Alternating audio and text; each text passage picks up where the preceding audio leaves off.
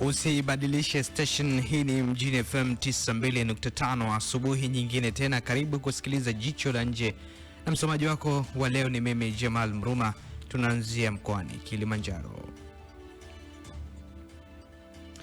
Rais Samia Suluhu Hassan amesema serikali itaendelea kusogeza karibu huduma za rufaa kwa wananchi kupitia uanzishwaji wa vituo vya kisasa vya matibabu ya saratani, magonjwa ya moyo na huduma nyingine za kibingwa katika kanda mbalimbali nchini.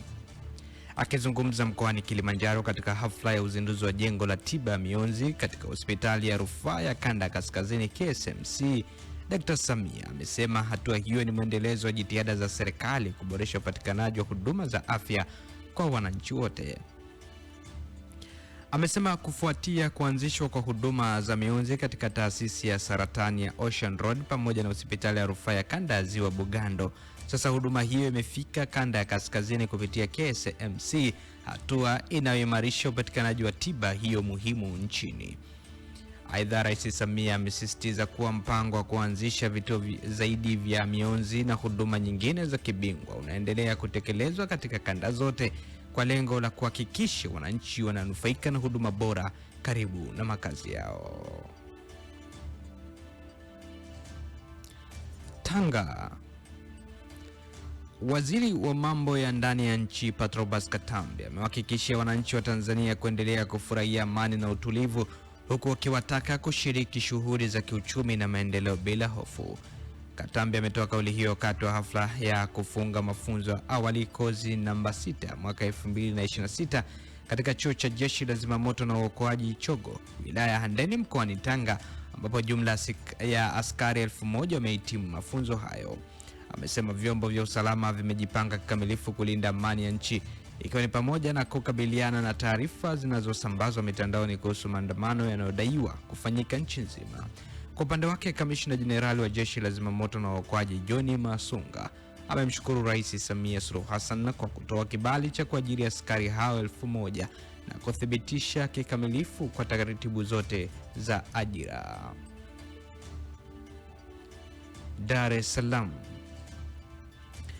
Mkurugenzi mkuu wa Mamlaka ya Maendeleo ya Biashara TanTrade Dr. Latifa Hamis amesema maonyesho ya 50 ya Sabasaba mwaka huu yamevutia waonyeshaji wa ndani 3752, ikiwa ni ongezeko kutoka waonyeshaji 3670 walioshiriki mwaka uliopita. Amesema nchi 23 zimethibitisha kushiriki maonyesho hayo, huku akibainisha uwezekano wa idadi hiyo kuongezeka zaidi kadri maandalizi yanavyoendelea kukamilika.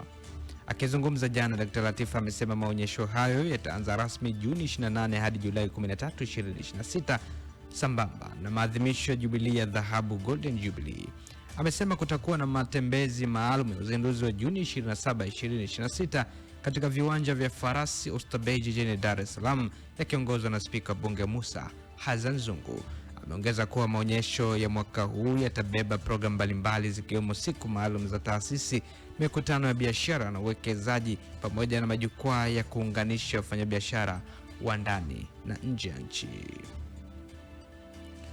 Unaendelea kusikiza Jicho la Nje kutoka hapa Big City Breakfast, na hivi sasa ni habari za kimataifa. Mamlaka ya jiolojia ya Marekani USGS imekadiria kwa idadi ya vifo kutokana na tetemeko kubwa la ardhi lililoikumba Venezuela inaweza kuzidi watu 10,000, huku makadirio mengine yakionyesha idadi hiyo inaweza kufikia zaidi ya watu 100,000 kulingana na ukubwa wa athari. Hadi sasa mamlaka za Venezuela hazijatoa takwimu rasmi za vifo wala majeruhi, wakati juhudi za uokoaji zikiendelea katika maeneo yaliyoathiriwa. Majengo mengi yameripotiwa kuporomoka na miundombinu kuharibika, jambo linalohofiwa kuongezeka idadi ya waathirika. Timu za dharura zinaendelea kutafuta manusura chini ya vifusi, huku jamii ya kimataifa ikifuatilia kwa karibu hali inayoendelea nchini humo.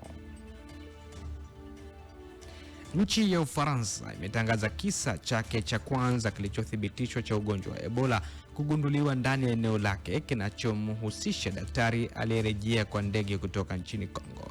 Wizara ya Afya ya Ufaransa imesema mgonjwa huyo alipanda ndege ya kibiashara kutoka Kinshasa akiwa hana dalili zozote isipokuwa maumivu ya kichwa. Wizara hiyo imeongeza kuwa hali yake ilizorota kidogo wakati wa safari, na baada ya kuwasili Paris alitengwa na kupewa huduma za matibabu hata kabla ya ugonjwa huo haujathibitiwa rasmi. Na mamlaka za eneo la mashariki mwa Libya zimepiga marufuku kuingia nchini humo kwa watu kutoka nchi 4 jirani za Afrika. Hatua hii inaonekana kulenga kupunguza wimbi la wahamiaji wanaotaka kusafiri kuelekea Ulaya. Marufuku hiyo iliyotangazwa jana jioni inasema kuwa raia wa Sudan, Eritrea, Ethiopia na Somalia hawataruhusiwa kuingia Libya kupitia vituo vyote vya mipakani vya nchi kavu, baharini na angani. Hata hivyo, taarifa ya serikali imeeleza kuwa watakaoruhusiwa kuingia nchini humo ni wanadiplomasia pamoja na wafanyakazi wa sekta za afya na elimu. Na huo ndo mwisho wa Jicho la Nje kutoka hapa Big City Breakfast, na hivi punde tu ni sports countdown. Pale Zanzibar Yanga imeondoka na ushindi wa goli 3-0, lakini pale Morogoro Simba imeondoka na ushindi wa goli 3-0. Mimi ni Jamal Mbruma, hii ni Mjini FM, kwetu ni kwako.